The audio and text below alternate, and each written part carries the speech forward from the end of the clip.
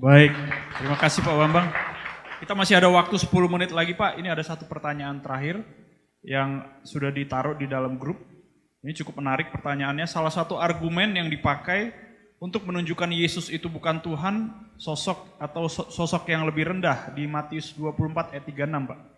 Tetapi tentang hari ini dan saat itu tidak seorang pun tahu, malaikat-malaikat di sorga tidak, dan anak pun tidak, hanya Bapa sendiri.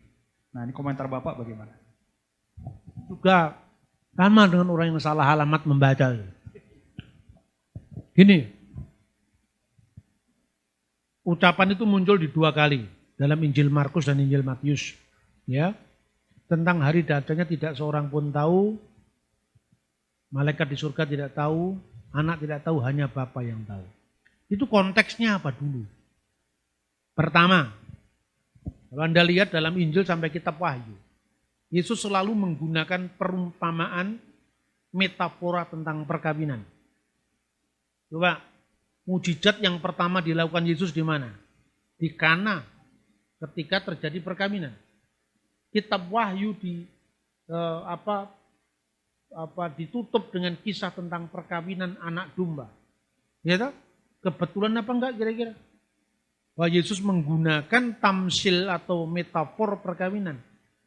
Maka ketika kita melihat ritus perkawinan Yahudi, baru kita tahu ucapan-ucapan Yesus yang tersebar di seluruh perjanjian baru. Misalnya, ini soal budaya lagi. Maria bertunangan dengan Yusuf. Begitu tahu Maria mengandung, Yusuf ingin menceraikan dia dengan diam-diam. Pertunangan kok diceraikan? Coba kalau kita lihat dalam budaya kita orang Indonesia. Pertunangan kan belum mengikat. Itu ta'aruf itu kalau di Islam namanya. Masa mau diceraikan? Loh, Anda lupa. Ini bukan perkawinan Jakarta, ini perkawinan Yahudi di abad pertama. Ada 2 tahap. Pertama tahap pertunangan, kedua tahap perkawinan. Tahap pertunangan itu penandatanganan ketubot. Ketubot itu surat nikah. Itu sudah resmi secara hukum. Jadi kalau dia mau menceraikan ya harus membayar muharnya dikembalikan, ketubotnya dibatalkan. Tapi dia belum boleh bercampur. Sampai pada saat yang namanya perkawinan. Dari konteks itulah kita bisa mengenal kisah Maria.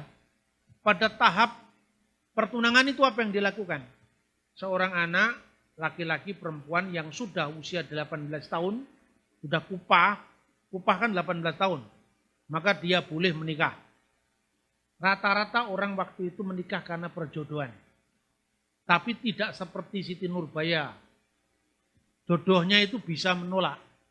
Misalnya ini anak Tuan Samuel dari suku Lewi.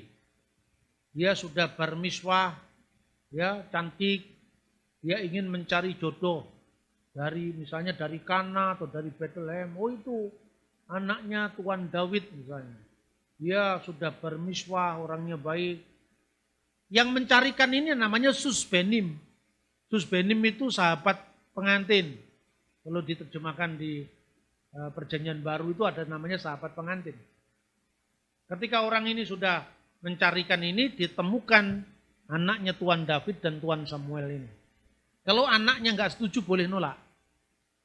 Dicarikan yang lain. Kalau setuju, segera pembayaran muhar. Muhar itu bahasa Ibrani, bahasa Arabnya mahar. Ketika mahar sudah dibayar, ketubot ditandatangani. Setelah itu wakil keluarga laki-laki ini pamitan pulang.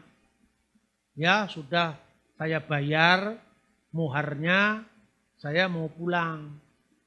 Ya kenapa harus tergesa-gesa? Minumlah seteguk atau 2 teguk anggur dulu. Ini lagi musim dingin. Biasanya si pengantin laki-laki mengatakan, lebih baik saya cepat pulang agar saya cepat bisa mempersiapkan rumah bagi pengantin saya. Di rumah bapak saya itu ada banyak kamar, ada banyak tempat tinggal. Lebih baik kalau saya menyiapkan itu ketimbang saya berlama-lama di sini. Oke lah kalau begitu. Kapan kamu akan kembali? Ditanya pengantinnya tadi. Saya tidak tahu. Susbenimku juga tidak tahu. Susbenim yang cari jodoh tadi loh. Hanya Bapakku yang tahu. Kenapa? Karena selama orang Yahudi masih belum menikah, pembacaan Sefa Berakot 7 berkat itu, dia masih berada dalam kuasa bapaknya. Sampai dia dilepas. Dasarnya dari kitab Taurat. Seorang anak laki-laki akan meninggalkan bapak ibunya, bersatu dengan perempuan, ya, dan menjadi satu daging adanya. Manajemennya dipisah. Ya toh? Setelah dia pamitan pulang, dia tanya, saya tidak tahu kapan itu saya mau kembali. Tapi yang jelas, rumah bapakku itu kan jelas di mana, masa saya mesti bohong. Itu diungkap Yesus di beberapa khotbahnya. Ketika Yesus disalibkan, dia mengatakan sudah selesai. Di Yohanes pasal 14, lebih baik aku pergi menyiapkan rumah bagimu. Iya kan? Kapan kamu akan kembali? Parusia, hari akhir itu.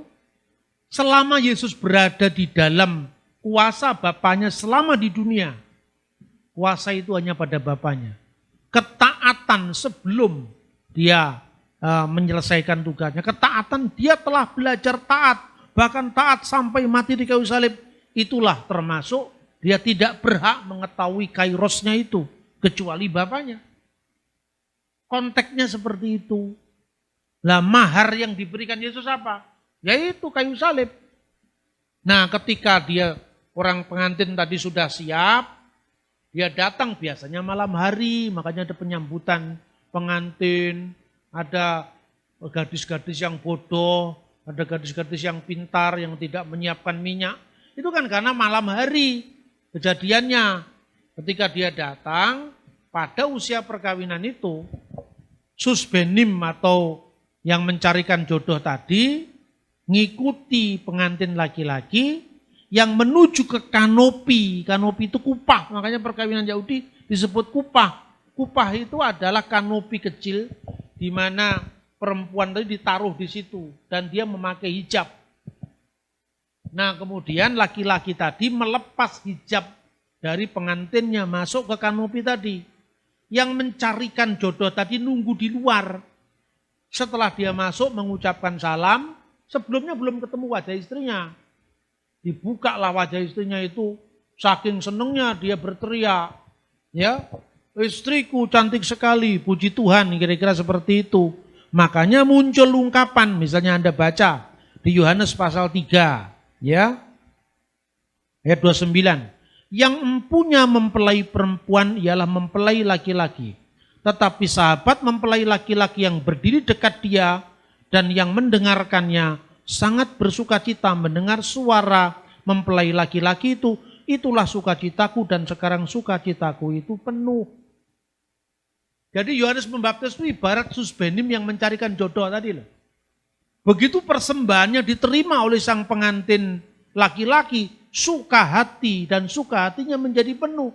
Karena persembahannya menyukakan hati sang tuan. Begitu juga, ini masa antara ini masa pertunangan. Sebelum perkawinan anak domba Allah nanti. Maka marilah kita sebagai jemaat Tuhan, riaslah dirimu sebaik-baik secantik mungkin. Agar nanti pada saat perkawinan anak domba, Kristus sang pengantin laki-laki itu puas dengan apa yang kita berikan kepadanya. Ini masa pertunangan sampai masa anak domba Allah menikah, perkawinan anak domba Allah. Konteksnya seperti itu. Dipahami menurut budaya barat yang tidak ketemu. Kok ini orang Israel abad pertama kok. Nah saya kira itu ya. Semoga ini bisa mencerahkan kita semua untuk semakin setia mengiring Tuhan Yesus dan tidak mudah percaya dengan berita yang beredar itu. Saya ingin menutup ini dengan kisah lucu.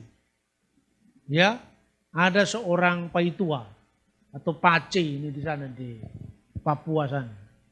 Nah, pace ini orangnya baik hati, suka menolong, termasuk burung pun ditolong.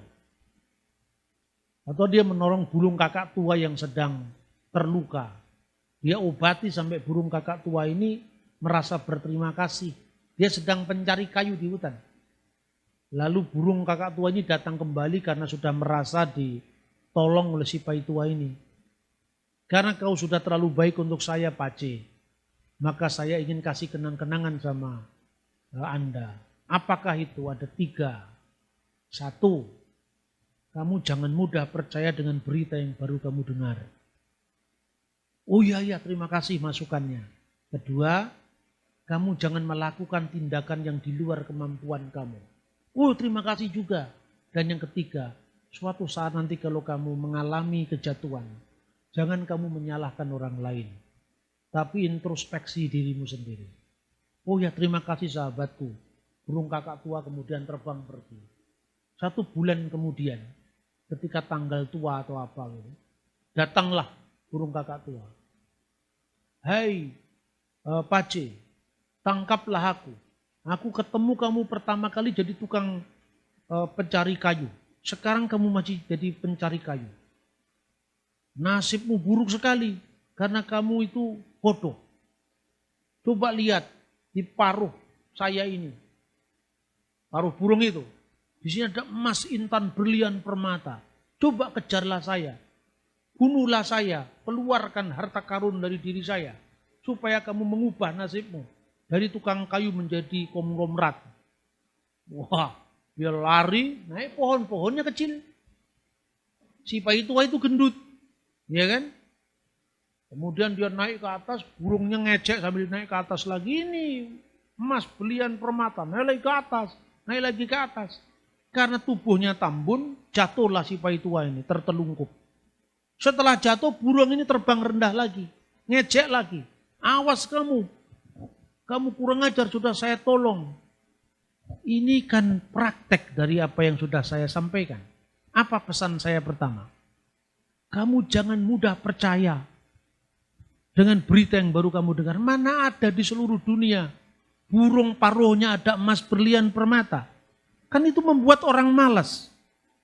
Oh ya, betul juga ya. Tapi kamu kurang ajar sampai saya jatuh begini. Kedua, apa yang saya sampaikan? Kamu jangan melakukan tindakan yang di luar kemampuanmu. Kamu tidak bisa mengukur dirimu sendiri. Sudah jelas kamu tambun. Kamu naik ke atas sampai dahan yang kecil, ya otomatis kamu jatuh. Dia masih marah, kurang ajar kamu ya mengejek saya. Pesan saya yang ketiga Paitua, kalau nanti kamu jatuh jangan salahkan orang lain, salahkanlah dirimu sendiri. Ini pesan untuk kita semua. Terima kasih, Tuhan memberkati.